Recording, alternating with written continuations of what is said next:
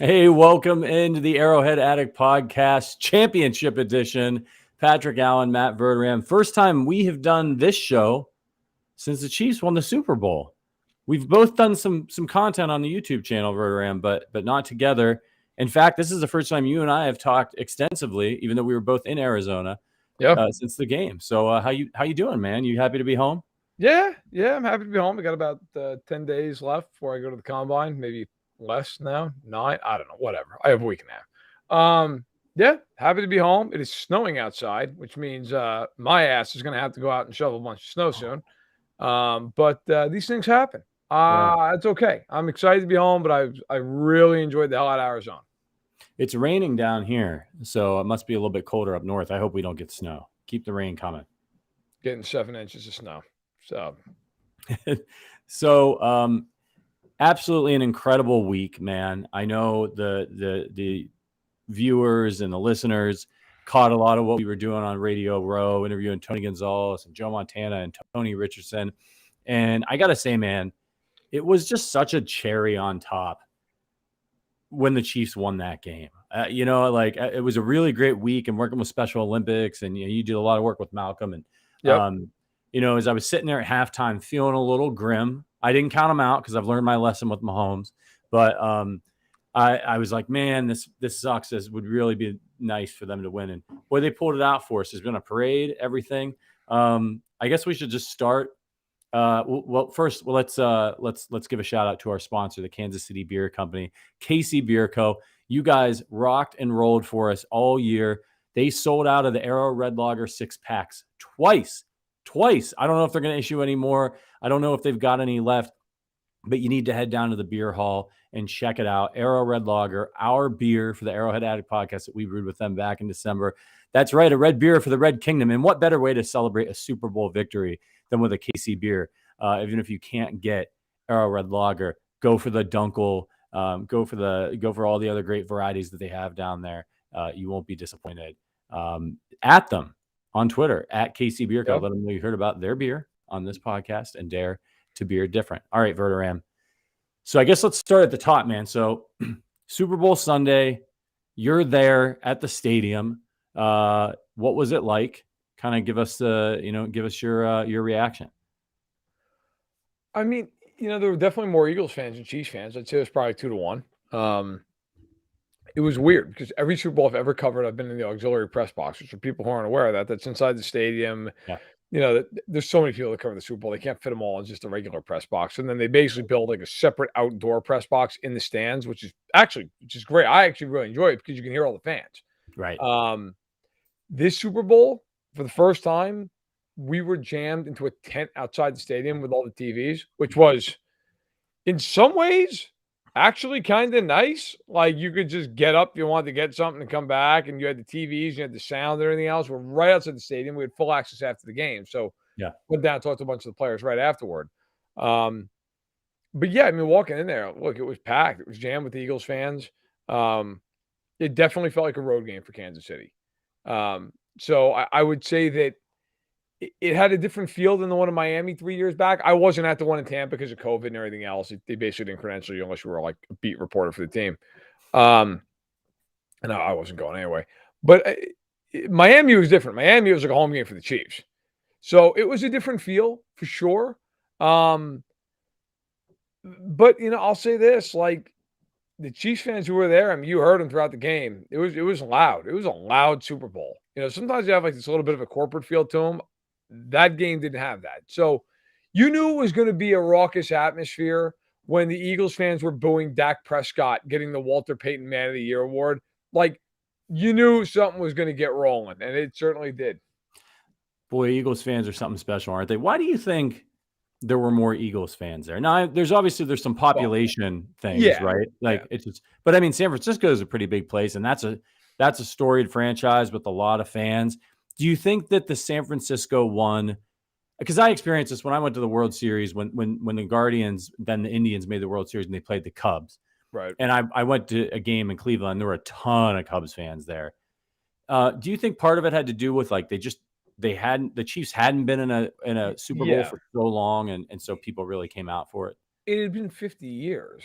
So I think, that is a driving force. Like now, they go all the time. Like I think people are like, oh, I can't keep spending all this money, right? Like I think that's a huge part of it. I really do. I mean, I think it's hard. That's a lot of money. That is a lot of money. You want to go sit in the upper deck of a Super Bowl? It's $5,000 for the ticket. Now you got to factor in airfare and any kind of food you're going to have, any kind of stuff. I mean, you're probably, if you're there for 4 days, you're probably legit easily, when you factor in the price hiking of the hotels, you're probably looking at $7,000 minimum, like Yeah. minimum. And that's if you're fortunate. I mean, then you factor in, if you got to get transportation, you don't live in Arizona, you got to take a plane.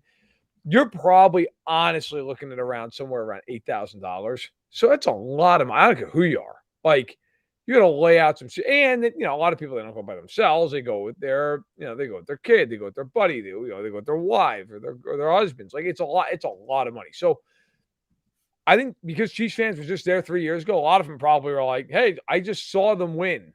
Like, I'll sit this one out. And let's be honest, too, Glendale. And by the way, I'll say it, Phoenix was great.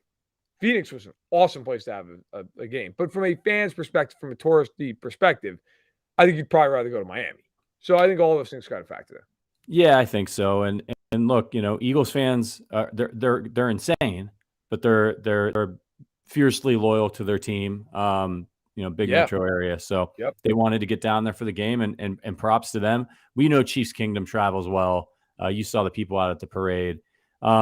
So heading into the week, you and I, we interviewed so many people, and at first I noticed a trend of like analysts were going Eagles and players were going Chiefs, but then the more people we talked to, it got more and more 50-50, and everybody thought it was going to be a really close game. And I know you and I thought we didn't think the Chiefs were going to get blown out, but we did see a situation where it was possible the Chiefs could have blown the Eagles out. Turned out everybody was pretty much right, except for the fact that more people were picking the Eagles than the Chiefs.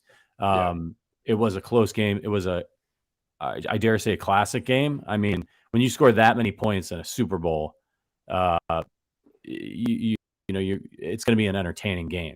It wasn't a blowout. Before we get into some of the specifics of the game, what did you just think of the game as a whole? Like, where does it line up for you in all-time Super Bowls and, of course, like Chiefs Super Bowls? Well, all-time Super Bowls, I think it's fair to say it's a top 10 Super Bowl. Is it more than that? It depends, I guess, on your perspective. I mean, there was a turnover in the game, like the Bills-Giants game, Super Bowl 25, there were no turnovers in that game. Now, like that Seahawks-Patriots game, I could argue that ended on the biggest blunder I've ever seen in a Super Bowl, right? I mean, but the game itself was awesome. You could talk about, like, a lot of people love the Steelers-Cardinals game, Super Bowl 43. There's a part of me that's like, yeah, there's another part of me that's like, that Cardinals team, like, how many guys could you name off that team? Like, to me, part of the greatness of Super Bowls is the greatness of the teams involved. The Cardinals team went 9-7. Like, they're fine. They never ever approached getting back to Super Bowl either before or after.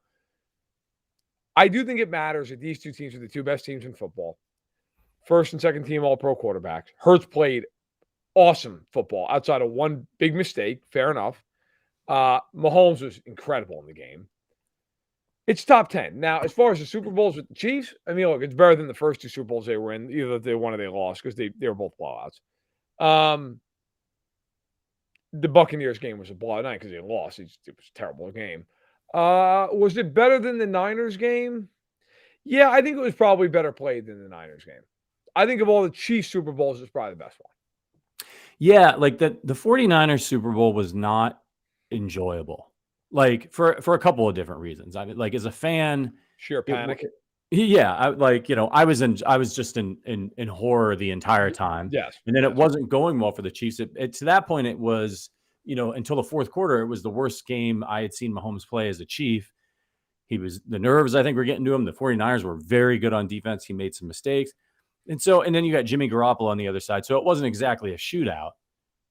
Then it got exciting if you're a Chiefs fan in the last 7 minutes, but was still nerve-wracking. So I didn't enjoy that game. I enjoyed this game a lot because even though I was worried that they were going to lose, particularly at the end of the half there where things were looking a little bleak, they looked outmatched for a little bit there.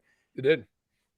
They came back and they scored that touchdown after the half. And then you're kind of like, all right, we're in this. This one's going down to the wire. And so, I felt like they had a chance to win the whole time. And so that made it fun and enjoyable. And of course, other than that turnover, it was a pretty clean game. I mean, these guys played well. It wasn't a sloppy game with a bunch of, bad plays and turnovers. And, he's not getting a ton of credit for it because Hurts just dropped the ball. But credit Nick Bolton. He was part of causing that fumble. I know he didn't directly cause it, but him being where he was caused Jalen Hurts to try to shift the ball away from him. Yep. And he dropped it. And then got all-time bounce for the Chiefs, man. I mean, that ball, he could have had to go down to get that. It bounced right up at the right in stride. The man never. Also impressive that he came at. He could have tackled Hurts, which a lot of guys do in that situation because they know they got guys behind him. And so, if I take him down, I take him out of the play for recovering the ball. Right. And he was really smart. And he stayed on his feet and managed to actually kind of help cause the fumble and recover it. Oh, so I think a few things. Bolton was the best player on the field defensively for either team. Yeah. He was awesome. Like, even regardless of his touchdown, he was just incredible in the game. I thought there were two sequences that changed that whole game, and both of them ironically had the Chiefs defense on the field. One was people will forget the play, and actually it's a non-play that happened prior to Bolton recovering that fumble and running in for a touchdown. The Eagles had a 3rd and 1, and for all the world, they're just going to sneak the ball over and pick up a first down. It's 14-7 at that point, second quarter. The Eagles are rolling. Like, it feels almost inevitable that they're going to score more points, 3, 7, whatever, but they're going to score. Isaac Seumalo jumps and gets called for a 5-yard false start penalty. It takes him to 3rd and 6. Now they run that quarterback draw. Bolton is in the lane. Hurts goes to shift. He fumbles the ball, picked up, scoop and score touchdown. That penalty might have well been a 14-point swing. Yeah. Second half of the game, and I have receipts on this because I tweeted out at halftime, if the Chiefs score coming out of halftime, it might be game on here. Like, this might be, and if they don't, it might be curtains. Well, they scored. I thought the key in the second half, the biggest single play in the second half of that game, other than the penalty, it was a 24-21. The Eagles had a 17-play drive, and they didn't score a touchdown. And who made the tackle on 3rd down on Gainwell? Nick Bolton. Yeah. And forced the Eagles. It was too far. It was 4th, I believe, and 6. Forced them to have to kick. They only go up 6. When that happened, I thought the Chiefs were going to win the game. Because I just felt like the Eagles were not going to stop them the rest of the way. Chiefs get the touchdown, 3 and out. Big punt return, another touchdown. Away they go. But I thought the two biggest sequences both involved the Chiefs defense, both involved Nick Bolton. He's been a great pickup for them, and what a moment. If he gets that other fumble return for a touchdown, he's the MVP and not Mahomes. I got to say, man, and I talked about this on the post-game show, which I don't know if you happen to catch that, featured me jumping in a pool and floating around in an inflatable flamingo. I took my computer outside, and once the audience saw that I had a pool behind me, you just kind of knew what was going to happen. But one thing that I said about this Super Bowl is I really felt that this was Brett Veach's Super Bowl more than anything. When you look at the guys who contributed to this Super Bowl, all the rookies in the secondary, Bolton and Gay, him bringing back the decision to bring back Frank Clark, and to restructure that, drafting Isaiah Pacheco in the 7th round, even though he had, lesser GM would have been stubborn about CEH, right? And I'm not going to admit a mistake here, and this is going to work. There's so many things that he did to set this team up for this on a retooling year. I just think it's absolutely incredible. And I think if you're a Chiefs fan and you're thinking of, obviously, in New England, right, it was Brady and Belichick. And I think when you think about the Chiefs now and this sort of budding dynasty that they have, it's got to be Mahomes and Reid and Veach, and those three come together. Well, I mean, hell, I mean, Veach is about one more Super Bowl away from being in the Hall of Fame himself. Realistically, like, Yeah. wins another one, he's probably in the Hall of Fame. He's what, 44, I think he is, 42. I don't want to age the man. Mahomes at this point, if he never played another down, is a top 5 quarterback ever. And that's not like anybody who watches the show all the time knows my love of history. And like, I don't get into all the hyperbole with that stuff. Like the only quarterbacks, in my opinion, who you could just definitively above him right now are Brady, Montana, and John Unitas. Those 3. That's it. Peyton Manning's arguable. You want to argue that? Like, Manning has 5 MVPs. They both have won 2 Super Bowls. But frankly, like, Manning had a lot of regrettable performances in the playoffs. Mahomes doesn't. Yeah. So, depends on what you value, okay? I would probably put Peyton Manning ahead of him right now just because Manning had such an unbelievable career. Like, I think sometimes we're in a rush to just crown everybody constantly. Like, why isn't he number 1? What makes it special to get that high on the list is how long it takes to do it. Right. With Andy, the only coaches I look at right now with Andy Reid, and I'm like, that guy's definitively ahead of him. Vince Lombardi, Paul Brown, who essentially created the modern game, Belichick. You know, and by the way, before people are like, well, Brady. I mean, to be fair, Reid didn't win anything before Mahomes either. So fair is fair. I think after those 3, I would put Bill Walsh ahead still. I mean, he went to 3 Super Bowls, won them all, like created an entire scheme of offense. What about Shula? I think it's arguable with Shula. Like, look, I know Shula coached forever. I get it. I think Andy Reid's a better coach than Don Shula, frankly. Andy's more innovative offensively. Like, Don Shula won 2 Super Bowls back-to-back and didn't win another one, and he coached for, like, another 30 years. Yeah. And he had some damn good quarterbacks. It wasn't like Shula was, you know, I mean, he had Unitas. He had Marino. He had Bob Greasy. Like, he had, like, Don Shula, not too many guys had better runs than him over the course of his career. You know, now George Halas is interesting because Halas coached for literally like 40 some odd years, but a lot of those years are like the 20s and 30s. Like, it's just like, I can't compare a Model T to a Corvette. It's just different. Like, they're different.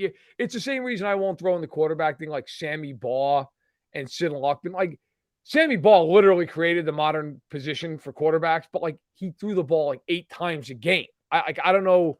I don't think it's fair to compare them.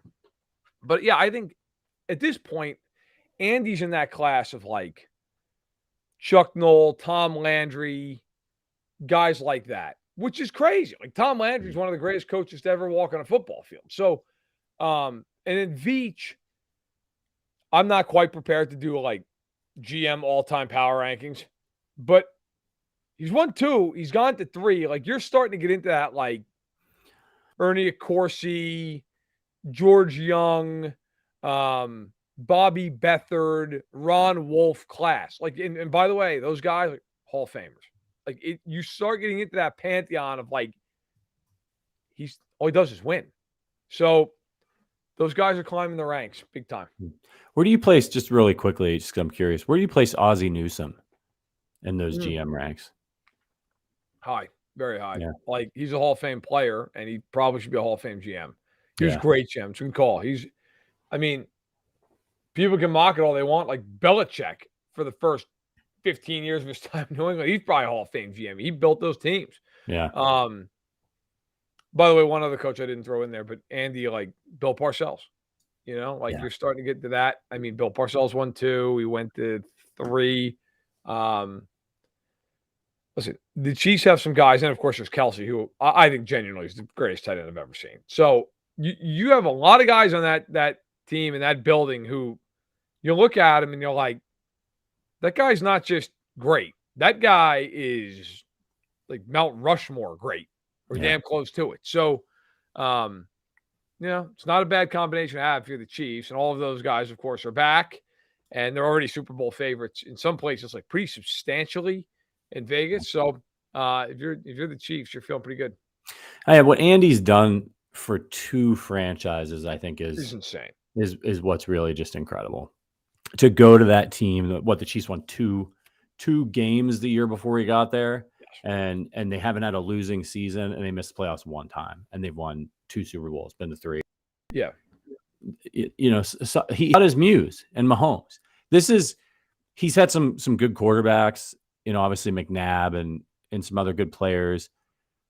This Patrick Mahomes is the guy that Andy Reid's been waiting his whole career for, right? Like these two have been on a collision course. And the only thing that's a damn shame is that Andy Reid's 65 and Patrick Mahomes is 27. Could you imagine if 40-year-old Andy Reid, obviously he's learned things, but 40-year-old Andy Reid with 27-year-old Patrick Mahomes? They're gonna need Andy to hang out till he's like 75. Yeah.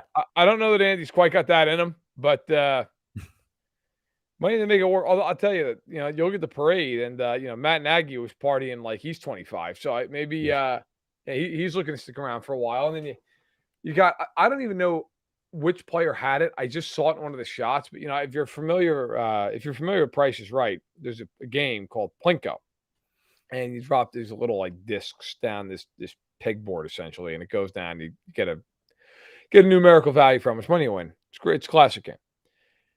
Some Chiefs player up there, I believe it's Chiefs player, had a board just like that, but it was called Drinko. And I've never been prouder of the franchise. Yeah. You got Kelsey with his Bud Light necklace that's probably worth more than my house. Yeah. And then Mahomes, in any picture I saw Mahomes in, he was just walking around with Coors Light.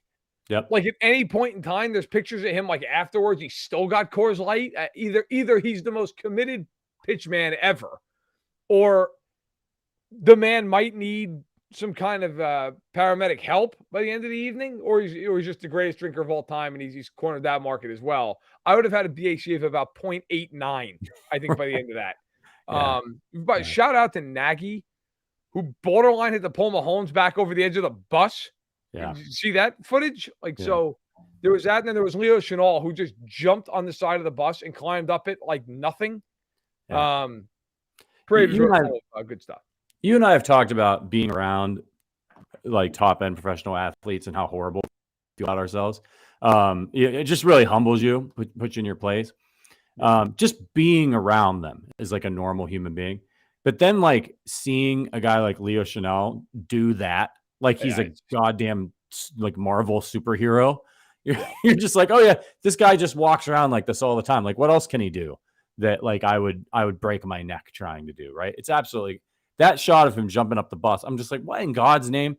Thank God too, because I don't think that bus driver knew he was doing that, and the bus started pulling out like shortly thereafter. So I guess we're lucky he's I don't know how much liquid libation a good old Leo had in him, but did it without a care in the world. Like just did it like I would do like one pull up at the gym. Like was just like, that's fine. And it just nothing, not a problem. It just scaled this double-decker bus like it was a child's play. Like the bus was parked. Yeah, you're right. I mean, he falls, it could kill him. I mean, it's all right. It's fine. Mahomes is hanging over the side of the bus. You got Kelsey, who at some point, I'm pretty sure they just started like blanking out every other word on television because they were so nervous of what he was going to say. Yeah. There's something. They don't hold back. So it was, by the way, the biggest flex of the entire parade was Brett Veach when he got up to the mic and he's like, well, a lot of people said this was a rebuilding year. And he grabbed the Lombardi trophy and turned around. And he's like, this is what it looks like in Kansas City. Yeah. I mean, jeez. Okay. Yeah. Scorched earth, man. Absolutely incredible. Let's get into some of the specifics of the game, man. Shout out to all of our members, by the way. I see a bunch of you guys out there. If you guys could hit that like button for us. Our guy Doug in Kansas, can always count on Doug. He's always out there rallying the troops to hit the like button. Appreciate you, buddy. Let's get into some of the specifics of the game. So interesting box score. If I told you before the game, hey Verderame, so I'm going to give you a few details about the game. The Eagles are going to score 35. Hertz is going to go 27-38 for 304 yards and no touchdown. Oh, would have been good. Yeah. And Devonta Smith is going to have 100 yards. A.J. Brown's going to have 96, and Mahomes is going to throw for 182. What would you have thought the score was going to be? First of all, I would have thought Mahomes got hurt. Like really hurt. Second of all, I would have thought they lost by, 17 points. Yeah. I would not have been thrilled getting that report on the box score. But then on the flip side, the Chiefs completely outgained them on the ground. They outrushed them. I think that the yards per rush were like 6.1 to 3.6. Yeah. As Maisie, come here. Yeah. So my it's okay, come here. So I mean the box score would have scared the hell out of me, but there was other things that were not included. And here's a number one Chiefs fan. Are you happy the Chiefs won the Super Bowl? Did you watch some of the game? All right. Say go Chiefs. Mm-hmm. All right. Not right now, you.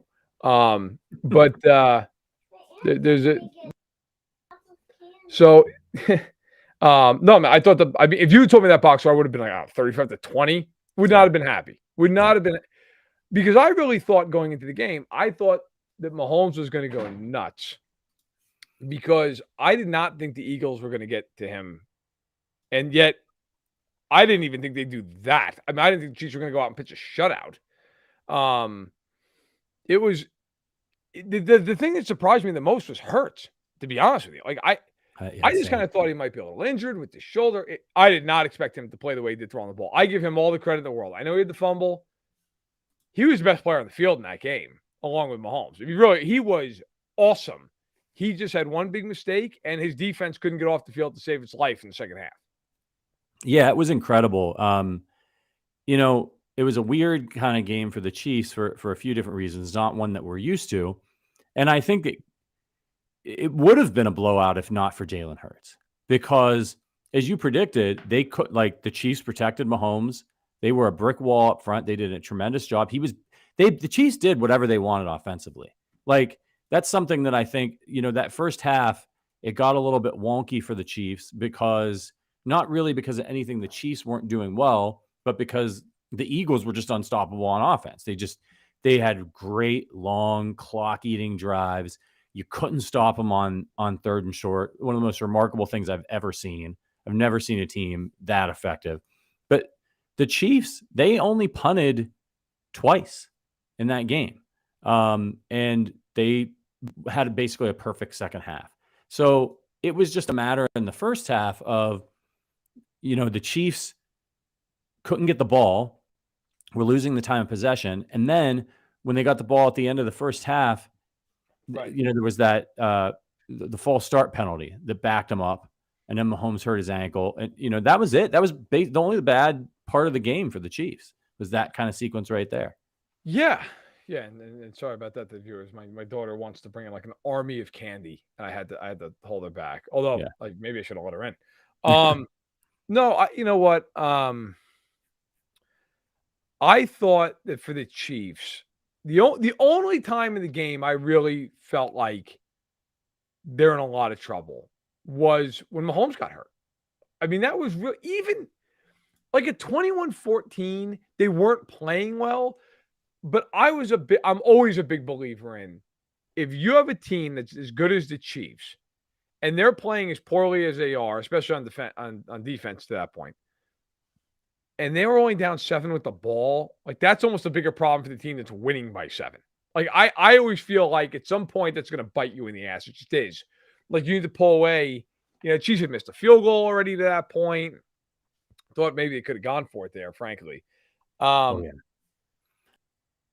when Mahomes got hurt, because that was a double whammy. Not only did he get hurt, they had to punt the ball away. And if the Eagles had got up 28-14, I would have been very concerned. I would have felt like, now they're down like 3 scores, essentially. When they held Philly to 3, because they were getting the ball out of half, I really felt like, as long as Mahomes is okay, if they can just go down the field and score to start the second half. And I thought they could, because they moved the ball in the first half of the game. They really did.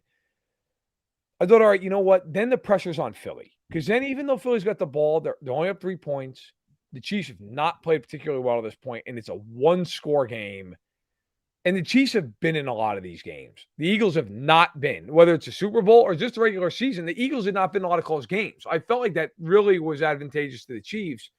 Now, like I said earlier, when the Eagles then went down at 17-play drive, they didn't score a touchdown. I genuinely, at that point, really very strongly felt like this is going to be a problem for Philly, big time. Like, now Now it's going to really turn, and it did in a big way. Yeah, the Chiefs scored 2 more touchdowns after that, and of course the game-winning field goal. Yep.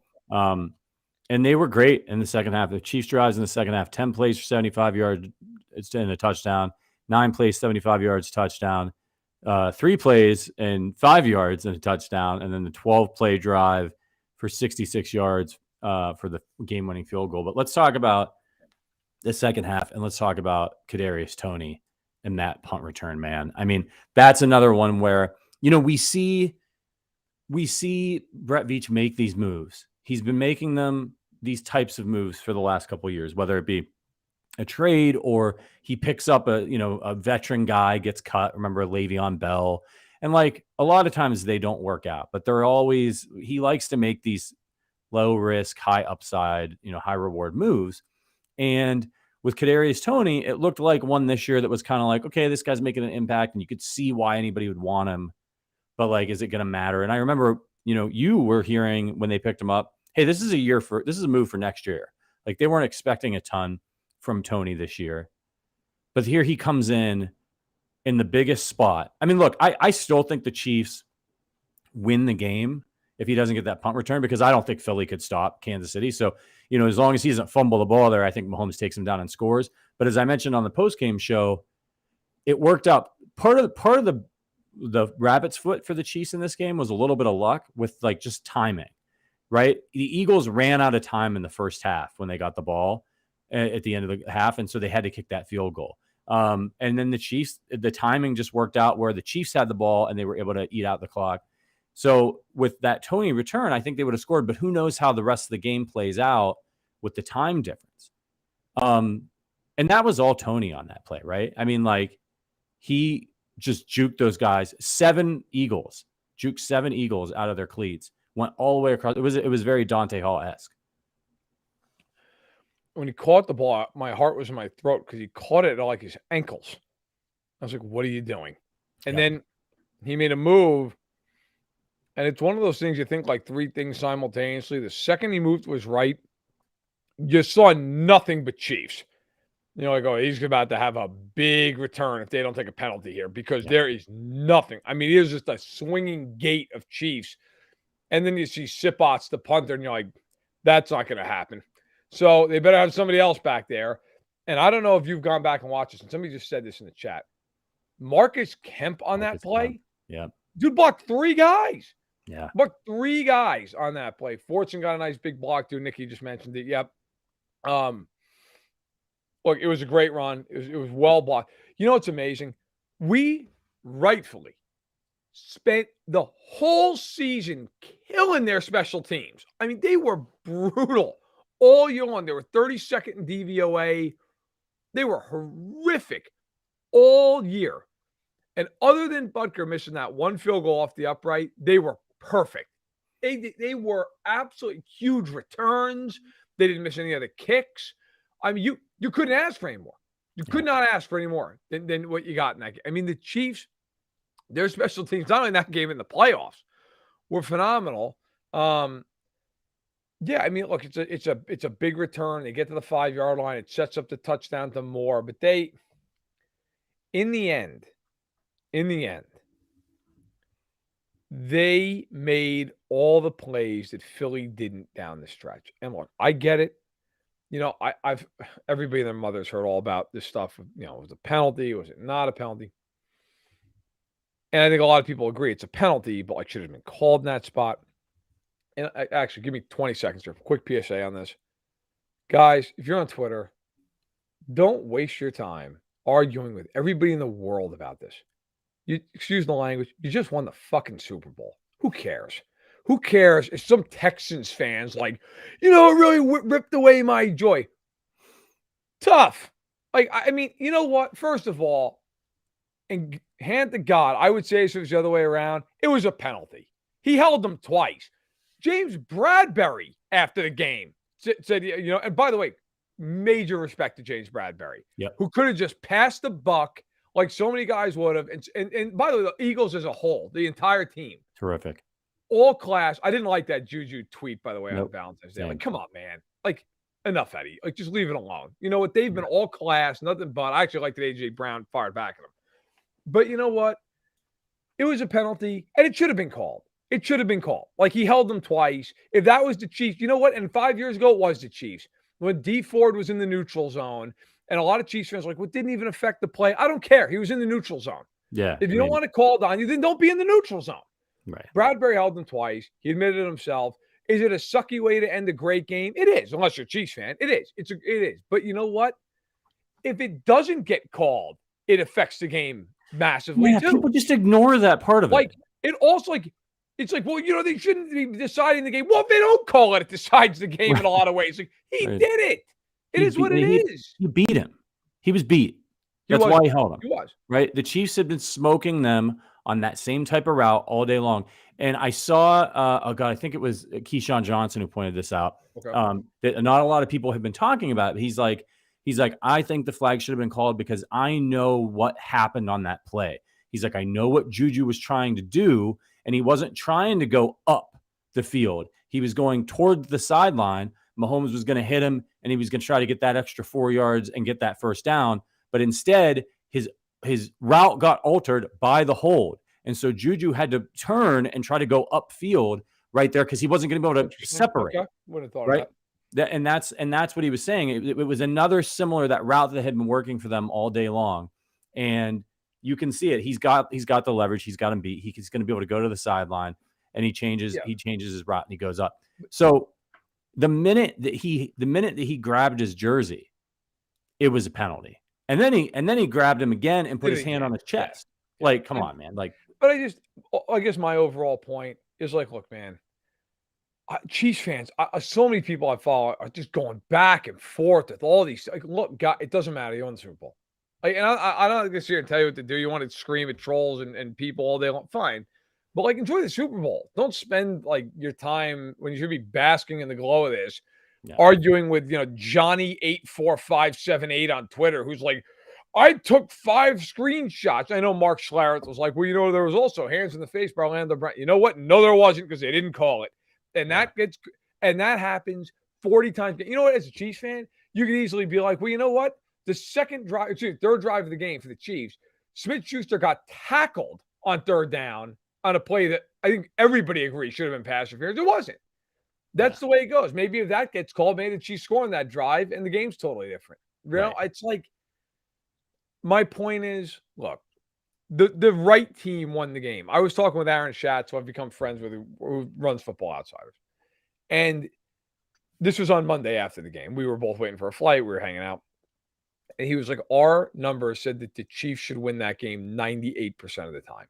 And a big part of the reasoning was the Eagles got to a third or fourth down that they went on 20 times in the game. The Chiefs got to third down 8 times. They didn't even need third down. And if you go and look at their second half chart, I could be wrong. I'm not looking at it right. I think they hit 4 third downs, not including that like kneel down where McKinnon could have walked in. Like 3 of them were 3rd and 1s.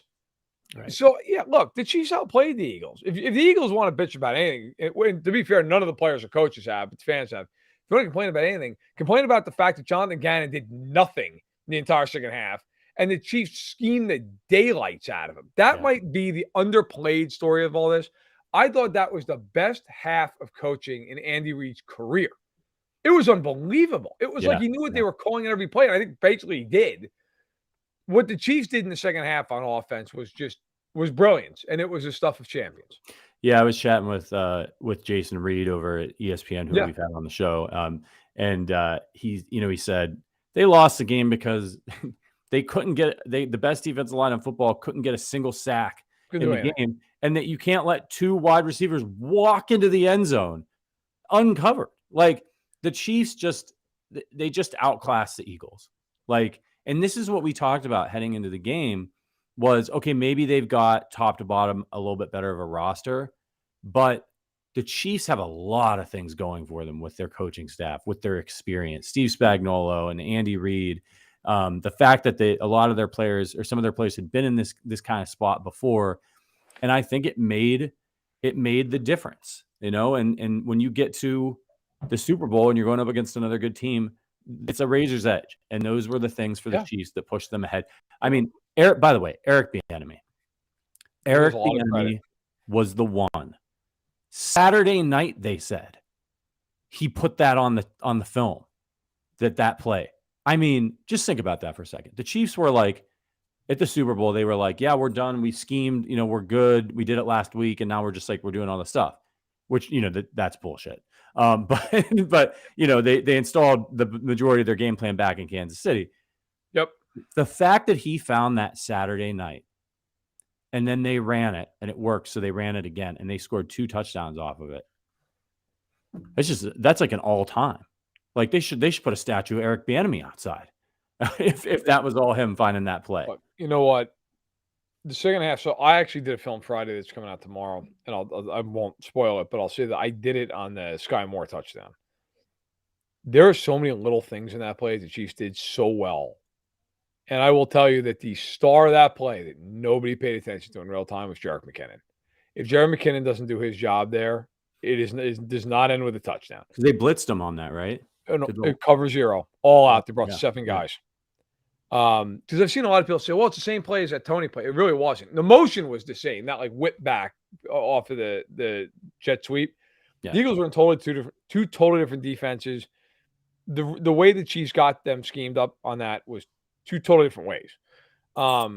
In real time, I kind of thought it was the same thing, but when you went back and watched, like, actually, no, it wasn't. The Eagles were in zone on the first one. They were man in the second.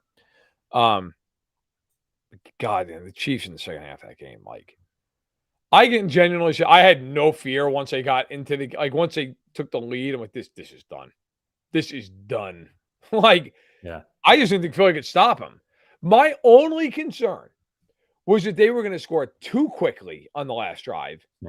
And that Philly was going to go down, score, and go for 2. Because I would have 100%. If I'm Sirianni, as aggressive as he is with Hurts and everything, I would have been like, F it, man. We're ending this game one way or the other right now. Because if I got to go in overtime with him, forget it. Like, I'm not playing that game. And McKinnon, I don't know how you felt. When he started running for the pylon, I was like, is he going to score? Like, oh my God, just go down. And all I could think was, if he scores a touchdown, they lose this game. It's just the worst gaff in NFL history. Like, fall over, man. Yeah. And then I was, I think most people probably weren't Chiefs fans, didn't even think about this, but Butker's game-winning field goal, what was it, like 26 yards? I mean, it was short. Yeah, I think they backed up they ended up being at the 10 after the kneel down. Okay. I was so terrified he was going to slip on that paint because the ball was placed on the paint. Yeah. And I was like, this would be the most Chiefs thing ever. Yep. Like, he loses his footing and drills it into the line or something. I didn't even look at the ball. I literally looked at his feet.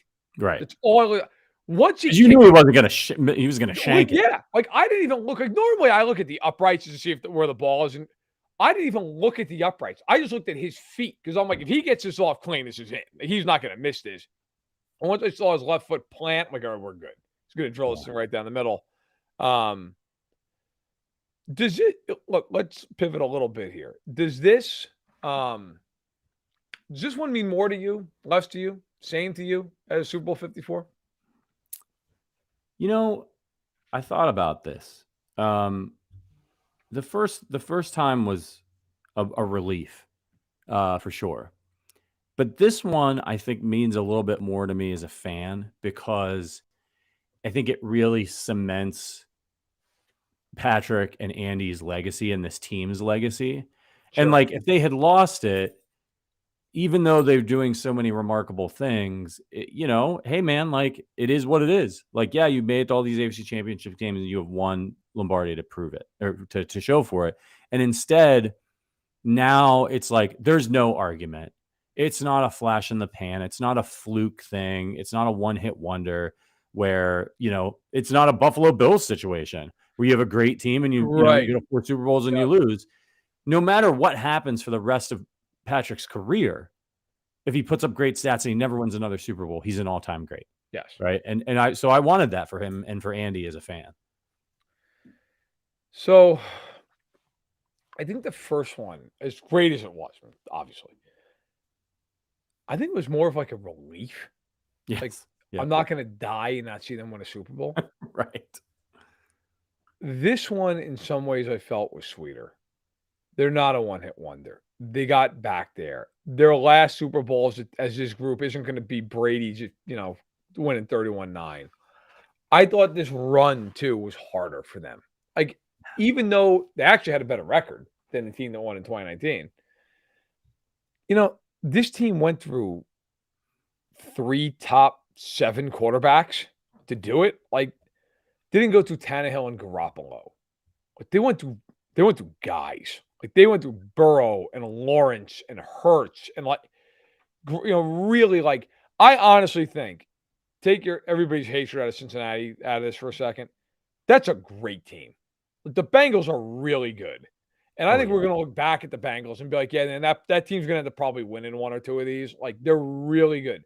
That Eagles team, it wouldn't shock me if they won a Super Bowl. I mean, hell, they could have just won one. It's so, gratifying. And then on top of that, Mahomes is on one ankle for 11 of the 12 postseason quarters. I think in a weird way, you're going to look back and you're going to remember that AFC Championship game. And you remember the end of that game and how the defense had to stop them twice. And Mahomes at the very end running in that penalty. I think that's going to be the enduring image along with, the end of the Super Bowl. But, Chad Henne retires a couple of weeks after a 98-yard drive when, you're like, oh, my God, just get 20 yards and punt the ball. And then they go all the way down the field. Yeah. To me, this was actually in some ways, it was more rewarding. It was more rewarding because you looked at this and it wasn't just, hey, a magic bomb to Tyreek Hill and Tyrann Mathieu back there. Like, this team did it with a lot of rookies and second-year guys and cast-off receivers. Like, they, as great as they are and were, I think, this was more about the entire team. Whereas the first one may have been more like, hey, man, they've got Kelsey and Tyreek and Mahomes and Matthew and Frank and Chris Jones. This was more like everybody's got to be involved. Because if everybody's not involved, we're not winning this one. This to me, that 2019 team had a better top of the roster. I will always believe this team was a better team. Oh, 100%. 100%. And you're going to think of so many guys and so many moments when you think about this one. Just from the Super Bowl, I know when we look back at 2019 and, think of some of the things that Sammy did and the comeback and stuff, but this one, you're going to think of Pacheco. You're going to think of, of Watson. You're going to think of Willie Gay and Nick Bolton. You're going to think of Eric Bieniemy finding this play. You're going to think of Kadarius Toney. You're going to think of Creed Humphrey just destroying people out there. Yeah. I mean, I was watching Brian Baldinger, who, by the way, if you guys don't follow Brian on Twitter, he's excellent. He does the film breakdowns all the time. You become a smarter football fan. Yep. Creed Humphrey was going around just absolutely wrecking people all day long. It was, and of course, Mahomes was Mahomes, and Kelsey got his touchdown. You know what I mean? But they ran the ball in this game. And that we all year we talked about it. Whenever they were going up against a tough opponent, when they could run the ball, and in this game, man, it's one of the reasons why, along with some other game script stuff, that Mahomes didn't throw for 300 yards. He didn't need to. They ran for 158 yards in this game. Pacheco averaged 5.1 yards a carry and had a touchdown. McKinnon averaged 8.5, only 4 carries, but still. And then Mahomes with his 44 yards, it was a Andy Reid game as well. The whole coaching staff, man, the plan they had for this game, the fact that they stuck with the run, I didn't know if they'd do it. I just didn't know if they would do it, and they did. Yeah, honestly, at halftime, I said to my dad, I'm like, they're not going to run the ball because they haven't run the ball well to this point, and Pacheco basically went into witness protection in the second quarter. Man just started pounding the ball. And Mike, at that guy, I would not want to have to tackle him. Nope. And I give it, that's one play that's so undersung in this game. I'll hand it to Chauncey Gardner-Johnson. He hit Pacheco about 100 miles an hour in the fourth quarter on that last drive of the game. And Pacheco held on to it. He didn't fumble the ball. When he got hit, I'm like, oh, he's definitely going to fumble. That ball never even jiggled. It didn't come loose, nothing. He held right onto it, had to leave for a play. But it's a weird adjective to use covering the league and like, but I almost felt like just like proud of them. I mean, it was a game in a playoffs where it wasn't easy. It wasn't just, well, we're just going to hang 28 unanswered on them. Right. You know, we're just going to blow this team out. Like they had to play complementary football. They had to take care of the quarterback who was beat up. I mean, that Bengals game, my God, they had 6 different guys out in that game at one point. Like Mahomes was limping around. Kelsey, and I'll tell you guys this, that was a real thing with Kelsey. Like they did not know if he was going to play that game a couple hours prior to the game. You know, they're missing Gay, they're missing Snead, they're missing Smith-Schuster, they're missing Tony as that game wore on. I mean, it was just unbelievable, and they still won. And then they play this Eagles team that everybody and their mother's like, well, how the hell are they going to hold up against this pass rush? And what are they going to do? And we haven't even mentioned them. Andrew Wiley in that game. I mean, my God, man. You want to talk about playing the game of your life in that spot? The Eagles did nothing up front. It wasn't even like sometimes you don't get a sack, but you still really affect the game as a pass rush. They did nothing. There were times in that game I forgot the Eagles had the front that they had. They couldn't do anything. They couldn't get near them. And look, I get it. I know the field is bad. Hey, the field's bad for Kansas City too, man. There were a lot of plays Eagles weren't slipping down. They couldn't do anything. It was just all of it. It was everything. It was rookie scoring touchdowns. It was Bolton. It was Kelsey and Mahomes, as it always is. It was Andy and his staff. They did everything they had to do. And it was funny. I'll note this. I was in the post games for both when they won in Miami and then this one. When they beat the Niners, that room afterwards, the post game presser area, it was jubilant. I mean, it was Chris Jones right in front of me. It was like, we're going to win 6 Super Bowls, 7 Super Bowls, you know, and Tyreek's going crazy and Frank Clark's going crazy. And this was a lot different being down there. And I talked to Chris Jones. I talked to Frank Clark and I talked to Travis Kelce. And Travis Kelce was emotional. Like he was crying at one point talking about the game. Yeah. Chris Jones wasn't emotional. In fact, Chris Jones laid out the exact drink he was going to have right after the press conference was over. But he was very introspective. He talked a lot about, man, this meant a lot. And like, he's like, I'm not going to get into the whole, is it a dynasty thing? Like, it's not about that. I'm just thankful we won. And I hope we keep the team together. I hope we keep guys like Frank Clark. And then Frank Clark was talking about how much it meant to him that they're not just a one-trick pony. And like, he wasn't like being Frank Clark and talking a bunch of crap. He was just really introspective. You could tell with those guys. And all 3 of those guys, of course, have been there for all 3 of these Super Bowl appearances. Like you could tell how much it meant to them to get back there and to win this time because it wasn't just young and dumb and happy and hey, we did it. It was like, man, that one. I guarantee you, if you asked any of those 3 guys, this one meant more to them. In fact, Kelsey flat out said that. And I guarantee you, Jones and Clark would do the same thing based off of how they reacted to those questions. Yeah, it was really a hard fought journey for this team. And you could have seen a lot of ways where it could have gone off the rails for them, but it didn't. They hung together, and I think that's a testament to the leadership that they have. Obviously, they've got Patrick Mahomes, but they really all needed to come together, and boy, is the future bright. I mean, what Brett Veach has done to win the Super Bowl this year really sets them up. I was on KCUR in Kansas City the morning of the parade, and they asked me about the dynasty question. And I said, no, I don't think they're a dynasty yet. I mean, they're an AFC West dynasty. They're an AFC dynasty. I think you got to get the 3 to really, when you think of, I think the easiest way to do it is like, when you think of dynasty, you think of the Cowboys and you think of the Steelers and you think of the Patriots. I think the Patriots really had 2 dynasties. And I think they need to get one more and like, that's fine. But I just think now it sets them up for, it's hard to win that second one, really hard. And I think a lot of teams that win the Super Bowl, it's hard to keep a team together, period. I mean, even this team, there weren't that many players left on it that won the Super Bowl in 2019. But I think it's really easy to be like, we did it. We're happy, and you kind of relax and you go about your career and guys go off to get paid. Winning the Lombardi seems to be a little less important to some guys after that. But as long as you have a core, and you have a guy like Patrick Mahomes, he's playing a different game now. He's playing against ghosts. Right. Yes, exactly. And so he is, just like Brady did, is going to hold whoever comes into that building to play with him to a standard. Now it's not just Oh, yeah. the Chiefs were a cute team that won a Super Bowl in 2019 and they've got a good quarterback. This is, you go play in Kansas City, you better damn well know what you're signing up for.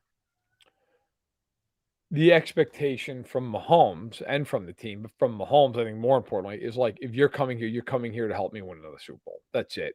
And anything less than that is unacceptable. They've now, I mean, the standard with this team is clear. Yeah. Anything, look, and I cannot believe as a 34-year-old Chiefs fan that I'm saying this, anything less than them winning the Super Bowl is a complete failure. Yep. I mean, my whole life, it was like, God, if they just won a playoff game, that'd be great. Getting to the AFC Championship game feels like the start of the season with this team. Like you don't even wake up until they're in the AFC title. You know, who are they playing? I will say this. This feels like the upcoming year, they're going to be motivated to the hilt because they are going to feel like, I guarantee you, and this starts with Mahomes, we should have repeated a couple of years ago. We got there, but we were beat up. Bucs were the better team. Fair enough. Bucs waxed them. They're going to feel internally, though, like we were the best team that whole season. We beat the Bucs in their building in the regular season. We should have been able to get back there and win it. Injuries, didn't play well, not a good scheme, the whole deal, whatever. However you want to put it. Mahomes is going to think to himself, the way he's wired, who's the last guy to repeat as champion? Brady. Who am I chasing? Brady. What is the one thing that this team hasn't done? Repeat. That is going to be the thing all year. We need to repeat. We need, and I think a lot of those guys deep down, they tell you, like, they know if they win that Super Bowl, they're a dynasty. That's it. Then they are. Like, then there's no arguing that. You got to 4 Super Bowls in 5 years. And if they win it, won 3 of them. Like, nobody's arguing at that point that you're not a dynasty. Anybody who isn't serious, right? So sometimes you win a Super Bowl and you wonder like that next year, like, is there going to be the motivation? I think because of their kind of somewhat unique history, there is going to be ample motivation for that team to go back there and do it again. And by the way, they know where the Super Bowl is. It's in Vegas. You don't think they'd love to twist that knife a little bit and win a Super Bowl on that team, on that team field, where the Raiders were the one team that had the gall to really disrespect the hell out of them a couple of years ago. Like, the Chiefs and the Raiders hate each other anyway. For the Chiefs to go and repeat and do it on their field would be all the better as far as the Chiefs are concerned. Do you worry that how do the Chiefs keep some of these young guys, especially all these rookies who just waltzed into the NFL and won a Super Bowl, and just the team in general, because they're going to bring back most of these guys. It's not going to be a big turnover. Your offensive line, it would be a pretty similar team. Yeah. Your offensive line solidified. They may bring in some pieces. How do you keep this team from getting, I don't want to say complacent because I don't think that's the right word, but a little bit full of themselves? Like, how do you keep these rookies focused and be like, hey, man, like, you know, this isn't the way the NFL is. Like, you don't just win a Super Bowl every year. You got to work your ass off. I'll tell you how. Honestly, the leaders of the team. That's how. Yeah. Mahomes is not, and I'm not saying this kid would do, I'm just using him as an example. Mahomes is not going to let Trent McDuffie slide. Like, this is just not going to happen. Chris Jones is not going to let these guys slide. Like, Kelsey, if Clark's back next year, those guys, they're playing for legacies. They don't want some second-year guy walking around the ring to get in the way of that. Like, I don't think the Chiefs are going to have too. Do you think Frank Clark's going to have too big of a problem getting in somebody's face in the locker room? Right. So I think there's a lot of that. Again, to your point earlier, the standard it's kind of like with those years with the Pats. You just, like, with them, anything less than them winning the Super Bowl is just a failure. Like, if they got the Super Bowl and lost, it was a waste of a season. Like, they didn't. How many Chiefs fans do you know who are like, you know, it was a great year, 2020? That team won every game but one up until the Super Bowl, and nobody cares because they lost the Super Bowl. And so I think for them, there's an expectation with that franchise now. Like, you in the Super Bowl. If you ever watch Brett Veach do an interview from Zoom, he always does it from his desk in his office. And he's got bookcases on either side of him, shelving units on either side of him. Right smack dab in the middle, there's a picture framed. It's of the Lombardi Trophy. It's not of his family. It's not of the team. It's of the Lombardi Trophy. Like, that's what's in smack dab in the middle of his office. Not a big picture, but it's right there. That's all they care about at this point. And so, no, I think they will keep that team focused. The bigger question, really, to me, is I know we're kind of getting toward wrapping up here. Is like, what are they going to do going forward? We got time to talk about it, but it's like they have a dozen draft picks. There's not a dozen guys making this team. No. So, like, do you use some of those picks? Like, would they trade for DeAndre Hopkins? Now, not that you need a draft pick for this, but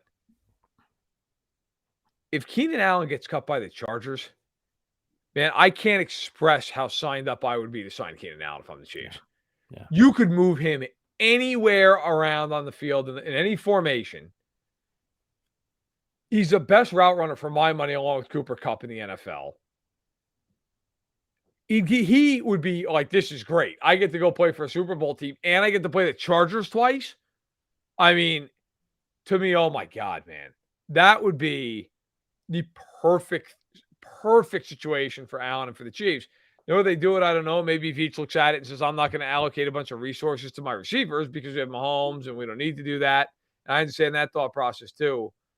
But, man, I think like a guy like a Keenan Allen or DeAndre Hopkins, and Hopkins is the better player, although, obviously you'd have to trade for him. You wouldn't have to trade for Keenan Allen. Would be great. And by the way, I saw somebody say about Allen that he's hurt all the time. Allen, since 2017, here are the games played for him. 16, 16, 16, 14, 16. Then last year he did miss 7 games. That's not bad. Like, and by the way, in 10 games, it's 752 yards. Like, that guy on the Chiefs with Mahomes and that offense, oh my God, man. Yeah. Like, I can see him going for like 1,300 yards. He'd be outrageous. So I'd love to see the Chiefs add him or Hopkins. And they're going to have Kadarius Toney next year. Like, they're going to keep in mind, like, the Chiefs have one of the best medical staffs and training staffs in the NFL, maybe the best. And look at this maybe team. Have the worst. So right. I mean, look at this team again. Relatively very healthy heading into the Super Bowl. They do a great job. So get a guy like Keenan Allen, who's maybe had an injury here or there, and a guy like Kadarius Toney, who's give him a whole offseason to work out a program for those guys to analyze what some of the issues that they have are. Kadarius Toney could continue to have hamstring issues for the rest of his career. Some guys are just cursed. It doesn't matter. There's nothing you can do. It's bad luck. But it'll be really interesting to see once they get their hands on them. And also once Kadarius Toney gets to go through a whole offseason program. Yes. With the Chiefs. He just walked in and picked up the playbook like this. And this guy has found a home. It did not work out for him in New York. And if you listen to the Chiefs, that anybody who talked about Kadarius Toney, they loved him. Great locker room guy, worked hard, did everything they asked him to do. So imagine what it's going to be like if he reaches his potential in Kansas City with Patrick Mahomes. You got a first-round wide receiver for like a third-round pick and a late-round pick. By the way, don't abandon this, but the mic'd up for Super Bowl 57 just dropped like 50 seconds ago on YouTube. Oh, well, that's how I'm spending my evening. Yeah. Just drunk, crying on the couch. Yeah. Which really in our household is just Thursday. But in any event, listen, I am fascinated to see how they go about this offseason because they have resources. Like, you look at their cap space, you're like, well, they don't have cap space. But they really kind of do because they're going to restructure Mahomes. And Frank Clark's not going to be getting $30 million. And if they extend Chris Jones, that contract number is going down significantly. So there's a lot of ways they can create. I mean, the Chiefs easily could have 50, 60 million in cap if they wanted. The question would be, what do they do with it? And then they have all these picks. But man, like, they are loaded. Like, they really, and you could always, you say it about any Super Bowl team, but sometimes, you get to the end of the road with certain guys, whatever, whether it's retirement or it's free agency. You look at the Chiefs, and because of the way Veach is drafted, oh my God, man. And I'll leave it on this for me. I thought when they traded Tyreek Hill, we did a live show right as it was happening. And I'll be the first to throw my hand up, man. I was crushing them for that. Like, What are you doing? Crushing them. Crush Veach, the whole deal. I thought they were insane. I thought they should have taken the Jets offer with number 10 overall. I thought that was the better move. I give all the credit in the world to Patrick. I'm a dumbass. I was wrong. Like I thought they'd still be very good, and I thought they'd be good offensively, but I thought they would miss something that was irreplaceable to them. And Yeah. I don't say this as any denigration of Tyreek Hill, because listen, I don't care what he said in his podcast. Like, he was an all-time Chief. Say whatever you want. They didn't miss him, like, at all. That is maybe the greatest compliment to Mahomes and Reid and the rest of that offense. Like, I kept thinking as the playoffs went on, I'm like, this might be the game where it really kind of shows up they don't have Tyreek Hill. Never happened. They hung 38 points on Philly on 8 possessions. Yeah. I know one of them defensive, but still, I mean, it was just. Do you think it made Mahomes better?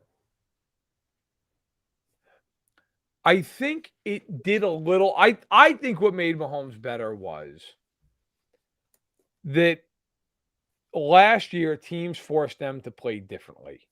And he fought it for about half a season. And then he finally just said, all right, enough of this. Fine, we'll play this way. I thought that made him better. What I thought altered his game, though, was with Tyreek being gone, the Chiefs as a whole had to play differently. Like, not just because teams were putting a shell over the offense, but like they had to get more guys involved. They had to be more dynamic in terms of actually not more dynamic, more distribution heavy. They had to be able to go, okay, we're going to look up at specific matchups, and maybe this is an MVS game. Maybe this is a Juju game. Maybe we're going to get Pacheco more involved here. Maybe we're going to get McKinnon more involved here down the red zone. Kelsey was really the only one constant. Every game it's Kelsey. But they did get to a point where it was like it was Kelsey, it was Hill, and then it was like a massive drop off to everybody else. I thought, you watch that Super Bowl, Juju has a huge second half. Sky Moore's a touchdown. Tony plays a big role. Pacheco plays a big role. McKinnon in his own way always plays a big role. Kelsey, of course, is Kelsey. And you say, well, where was MVS? Well, he was in the AFC Championship game getting him to the Super Bowl, right? Like, that's why I said what I said earlier. To me, this was the greatest team I've ever seen them have. They were more high-flying and more dynamic and all that stuff against the Niners in that year. This team was a better collection of 53 guys. Yeah. Where it was like, it's not just 4 of the 5 dudes at the top of the roster. It's everybody. And you saw that in that game against Cincinnati, and you saw it against Philadelphia too. And one last question for you. I know we get all season to talk about this, but Frank Clark, they have to cut him to save the money, right? Or restructure it. Or restructure him. Yeah, right. You were talking earlier about how, a lot of these guys on the Chiefs, the older ones in particular, are playing for a legacy. Yeah. Frank Clark is, I think, 2 sacks away from being the all-time 2.5. Yep. 2.5 sacks away from being the all-time playoff sack leader. Yep. If he gets another round of playoffs with the Chiefs, he's got a really good shot to do that. If you're Frank, and everything we know about Frank Clark, he loves Andy Reid. He loves playing in Kansas City. Now, yes, everybody wants to get paid. Could you see a situation where Frank Clark drastically restructures his deal to remain with the Chiefs? And do you think the Chiefs want him back? I think the Chiefs would want him back. And here's one of the other parts of this, okay? So you look at the cap numbers. And the cap number that's going to get thrown around a lot with Frank Clark, because here are the actual numbers on this. Next year, as everything stands right now, Mahomes has the highest cap number on the team by a mile. It's 49.2, which somehow is an underpayment. Clark is second. He's at 28.675. If they cut Frank Clark, they save $21 million even, and they eat. And this is an important number because everybody goes, "Oh, $21 million, no problem." They eat 7.675, so essentially 7.7. If you're the Chiefs and you're paying him 7.7 anyway, does it not make sense to try to maybe give him a deal, like an extension? That you just say, "All right, look, Clark, Frank, we're going to give you 3 and 30, and next year and the year after are guaranteed." Right? Like, and let's even just say the first year is 7 and the second year is like 12 and the third year is 11 or something. Like, if you're the Chiefs, doesn't that make more sense than just cutting the guy? And for all the people who are like, well, then you wouldn't save the money. No, if next year's cap hit is $7 million, you still save $23 million. Like, I think it makes sense if you're him to say, I'll take it because you know the scheme, you're on this great team, all the rest of it, right? You don't have to leave. He's got young kids. And if you're the Chiefs, you're paying him 7.7 anyway. Wouldn't you rather just – and I was – look, I was the biggest guy at the beginning of the year being like, he's not played well in recent years, all the rest of it. But we all talked about throughout the whole course of the season. He played really well this year. Yeah. Like, if I'm the Chiefs, I'm cool with him making $10 million a year. Like, I'm okay with that for this year and next, and then the third's an option. And okay, fine, maybe you cut him, maybe you don't. But I don't think he's getting more than that anywhere else. I think if you're the Chiefs, I will tell you, after the game, there were more than a few players who mentioned him by name as guys they want to see back here. Like, they're aware of the situation. So if you're paying him 7.7 anyway, why not just extend it? You know, that's the route I think they're going to end up taking with this. I think too, if you're able to get him into a situation like a Carlos Dunlap situation, like say you go and get a young guy in the draft, play opposite of Karlaftis. Right. If he's ready, you rotate Frank in, who's getting a little older, and you know his primary thing is the pass rushing anyway. And then you're in that situation where you've got kind of that backup veteran pass rusher, or right. You know, since you're drafting basically at the top of the second round, you know, it's going to be hard for you to get a marquee pass rusher in the draft unless you trade for somebody. So then you can have that same situation where Frank Clark, who was great mentoring George Karlaftis, now you can bring in a guy that needs maybe a season or so to get up to speed and to maybe reach his potential, and you still have Frank Clark there helping. Yeah. I think it's going to be very interesting. But I think it makes more sense to extend him on a reasonable deal than it does to cut him. And you're saving money either way. Like, right. It's not like you're like losing a bunch of money. And like, then you start looking at their cap situation. Because all this, look, it's not just a 1 year thing, right? Like, Brett Veach is not going to look at this as a 1 year thing. He's got the cap, you know, with Brant Tillis looking at it for years on end. The Chiefs are in a pretty good spot cap wise. Like, Mahomes' number next year goes down by $5.5 million. You know, Jones and is not on the books. They got to figure it out with Chris Jones for 2024. He's only signed through next season. But after that, like MVS, if they cut him and like they're gonna save $12 million in 2024. Like, they're not gonna care. If Justin Reed's not working out, they save 10.7. They've got a lot. You know, Kelsey is signed for a while. He's signed through 2025. But, you know, do you maybe even restructure and extend him a year or so? You could. My point is, if you're the Chiefs, you are projected right now to have like $112 million in cap space in 2024, and you already have a lot of the guys signed. Yeah. So if I'm the Chiefs, if I'm Veach, and I think I will leave it at this, I would try to give Frank Clark a reasonable extension.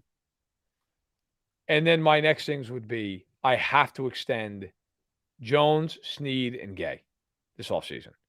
And the biggest thing, oddly, is I would focus on Clark, bring the cap number down, Jones, bring the cap number down, and Gay, because if Snead goes in as the only big free agent the following year, you could just tag him.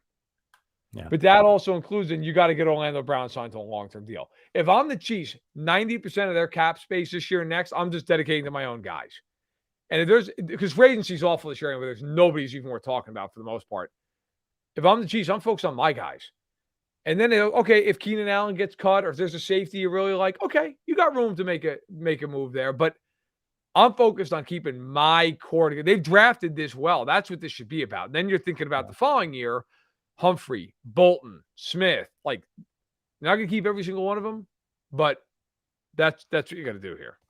Yeah, it's Brett Veach has done a good job so far. I know you guys have questions about so many of the other players, as do I. There's the Orlando Brown situation. What do they do there? What about Andrew Wiley, who's an average tackle? I think at this point you can say he's average. He is not bad. So do you just keep him? You know, he knows the system. There's a lot to decide. But listen, guys, we're not going anywhere. We we got a lot of shows between now and September that we got to fill. So we're going to have plenty of time to go over all these questions with you guys. We don't want to, do it all right now. So thank you so much. This has been a great show. Actually, so great. We'll probably still be talking about the Super Bowl for the next couple of weeks. Let's really dig into it and talk about it. We want to hear your questions about the Super Bowl, your thoughts about the Super Bowl as well. Shout out to all of our members. You guys are absolutely incredible. If you want to become a part of the Arrowhead Addict community, check out the link in the description. We've got a great members only Discord. That thing was lit up during the Super Bowl. It was absolutely crazy. So we'd love to meet some of you and get to know you a little bit better. Of course, we got the draft coming up in Kansas City. I saw a question about that.